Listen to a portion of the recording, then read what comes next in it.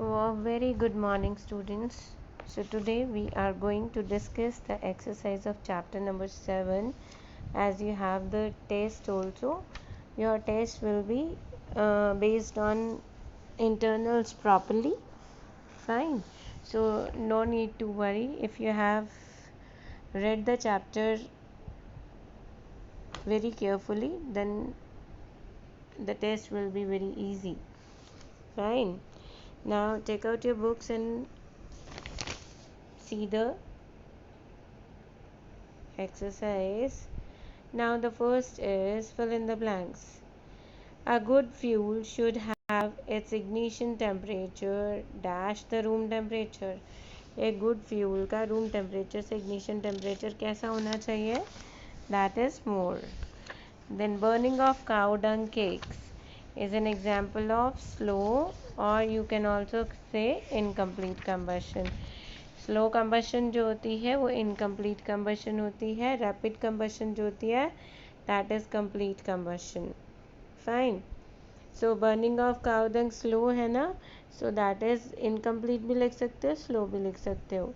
Then the dash zone of the candle flame is the coldest. सबसे ठंडी zone कौन सी है? Inner. Then the non-luminous zone of a candle flame is the dash part of the flame. जो non-luminous zone है वो hottest part है. Then during incomplete combustion of fuel की इनकम्बशन के टाइम पे क्या होता है? कौन सी गैस बनती है? Carbon monoxide. कार्बन मोनोऑक्साइड का जो फॉर्मूला है वो है it is CO. Okay. So these were the fill in the blanks. Now we are coming to true and false. Then coal is an inflammable fuel. कोल जलता नहीं है, कोल जलने वाला फ्यूल है, बट नहीं, वो सुलगने वाला फ्यूल है. ठीक है. So it is false. The outermost part of a candle flame contains unburned carbon particle. Unburned carbon particle बेटा वो जोन है जिसमें ब्लैक रिंग बनती है, और वो बनती है मिडल जोन में. ठीक है. सो आउटर मोस्ट को अंडरलाइन करके आपने मिडल लिखना है. That is false. Fine. Then the third is the heat produced by burning completely 1 kilogram of given fuel is known as efficiency of that fuel. उस fuel की efficiency कितनी है या फिर कैलोरीफिक वैल्यू कितनी है, दोनों सेम चीज़ें हैं. ठीक है. So it is very true.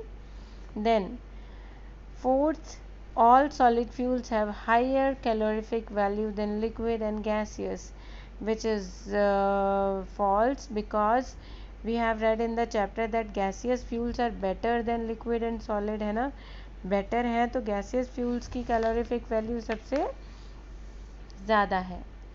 Fine. So it is false.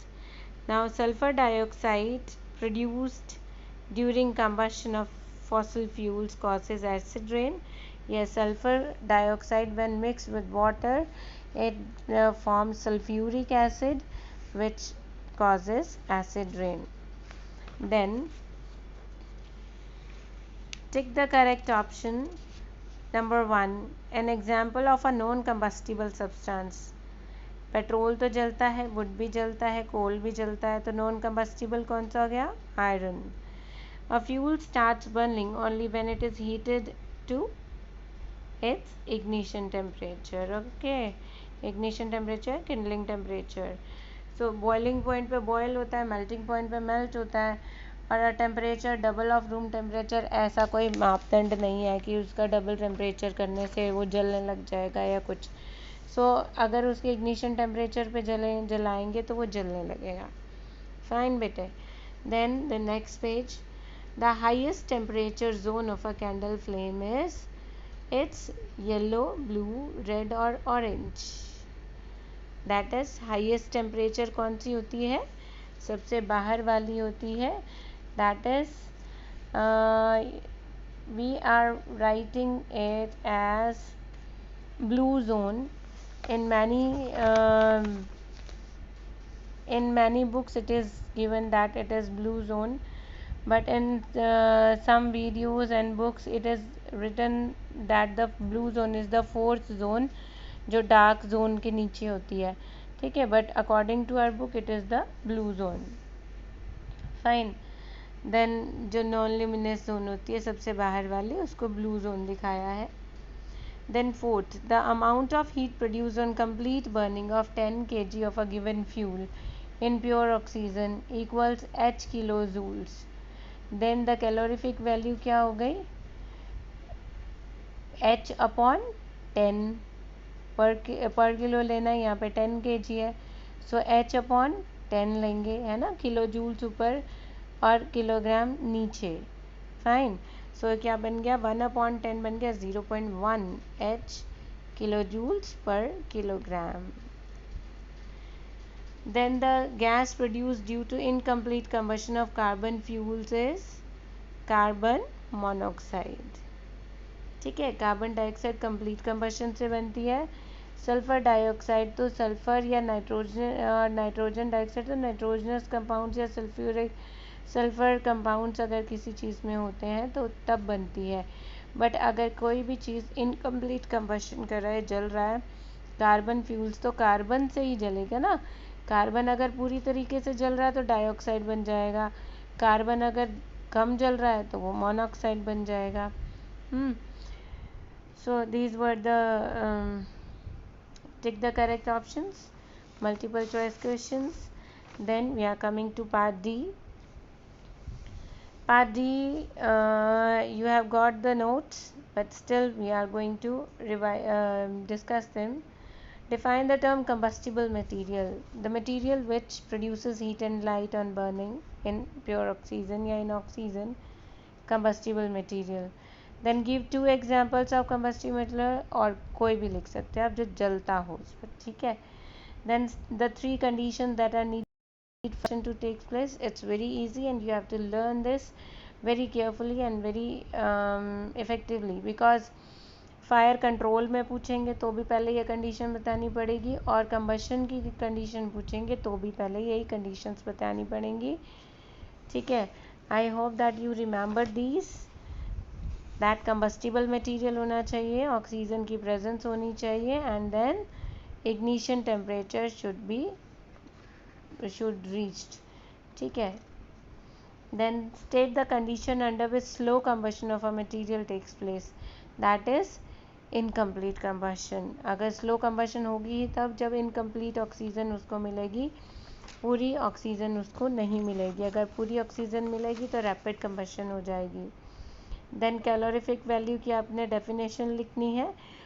Calorific value की डेफिनेशन में बेटे आपने बहुत ध्यान से एक तो कंप्लीट बर्निंग लिखना है, देन 1 किलोग्राम ऑफ फ्यूल ज़रूर लिखना है, then in pure oxygen.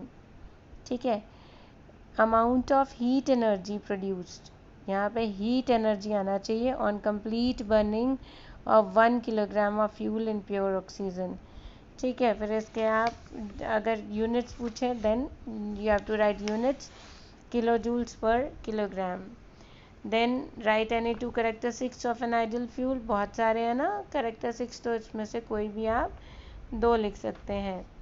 Y is water not use in controlling electrical fires? Because it is also the good conductor of electricity and we can get the electric shock.